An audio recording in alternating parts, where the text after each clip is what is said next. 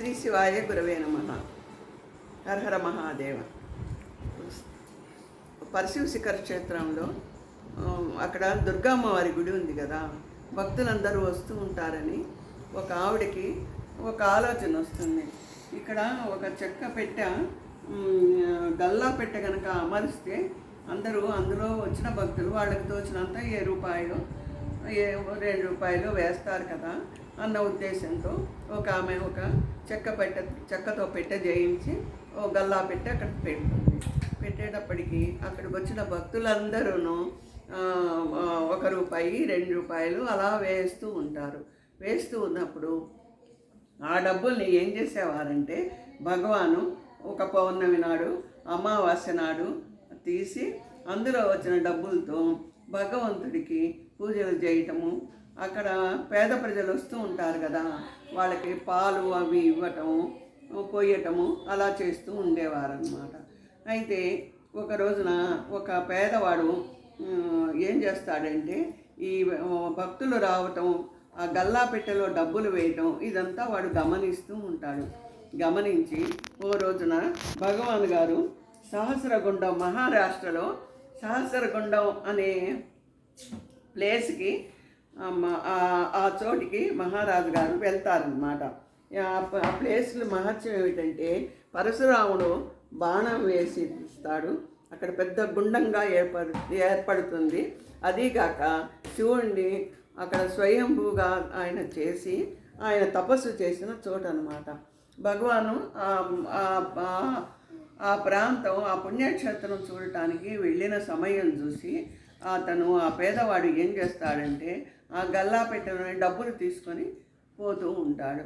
భగవాన్ గారు పౌర్ణమి వస్తుంది, అందులో నుంచి డబ్బులు తీసి దేవుడికి కైంకర్యం కోసం వినియోగించుదామని చెప్పేసి ఆయన చూస్తే డబ్బులు ఉండవు అన్నమాట. ఉండకపోయేటప్పటికి భగవాన్ ఇలా 2-3 సార్లు చూస్తారు. చూసి అతన్ని పిలిచి, నాయన నీకు ఆకలి అయితే నీకు కావలసిన డబ్బులు తీసుకోక 5 రూపాయలు 10 రూపాయలు తీసుకో, అంతేగాని డబ్బులన్నీ తీసుకుపోకు అని చెప్పి చెబుతారు. చెప్తే వాడు వినకుండా అలాగే చేస్తూ ఉంటాడు. అప్పటికీ భగవాన్ 4-5 సార్లు చెప్పి చూస్తారు. చెప్పినా కూడా వాడు వినకపోయేటప్పటికీ భగవాన్ అంటారు కదా, ఇంతలోకి ఆ భగవాన్ దగ్గరికి ఒక ముసలి ఆవిడ వస్తుంది. బాబా నాకు అసలు తినడానికి కూడా తిండి లేదు, కొంచెం ధర్మం చేయరా అంటూ బాబా దగ్గరికి వస్తుంది. ఒక పెద్ద నిండు ముసలిగా ముత్తైదు వచ్చేటికి భగవాన్ ఏం చేస్తారంటే ఆవిడకి వేద్దామని ఆ దిబ్బెను తీసేటప్పటికి అందులో అసలు 1 రూపాయి కూడా ఉండదన్నమాట. అప్పుడు బాబాకి మనసులో బాధ వేస్తుంది, అయ్యో ఆ ముసలావిడ వచ్చిందే నేనేమి ఇవ్వలేకపోయినా అని. సరే వాడు మళ్ళీ ఇట్లాగే తీయటానికి వస్తాడు. వచ్చినప్పుడు బాబా చూస్తారు. చూసి బాబా వాడిని పిలిచి గట్టిగా అడుగుతారు, నువ్వు ఇలా ఎందుకు చేస్తున్నావు అని చెప్పి అడిగి, నిన్ను ఒక రోజున ప్రజలందరూ చూసే రోజు వస్తుంది, నువ్వు చెప్తుంటే వినటం లేదు నువ్వు నా మాట అని చెప్పి ఆయన గట్టిగా గదమాయిస్తారనమాట. ఇలా ఉండగా ఒక రోజున ఏమవుతుంది ఏమో కానీ పోలీసులు అతన్ని కాస్త పట్టుకుపోతారు. తర్వాత తెలుస్తుంది ఎక్కడో ఏదో దొంగతనం జరిగిందని, అందుకని ఇతన్నే పట్టుకు వెళ్ళారని తెలుస్తుంది అనమాట. అతన్ని తీసుకెళ్ళి జైల్లో వేస్తారు. జైల్లో వేస్తే అతని బంధువులందరూ ఉంటారు కానీ ఎవ్వరు ఒక్కళ్ళు కూడా వచ్చి పాపం అతన్ని విడిపించరు. అతన్ని ఏం చేస్తారు, వాడి ప్రారంభ కర్మ ఏమో తెలియదు కానీ వాడు సెంట్రల్ జైల్లో కూడా పడతాడనమాట. ఇప్పటికీ అతను సెంట్రల్ జైల్లో ఎవరు నన్ను విడిపిస్తారా, ఎవరు కరుణిస్తారా అని ఎదురు చూస్తూనే ఉంటారు. కానీ అతన్ని ఎవ్వరు పట్టించుకునేవారే ఉండరు.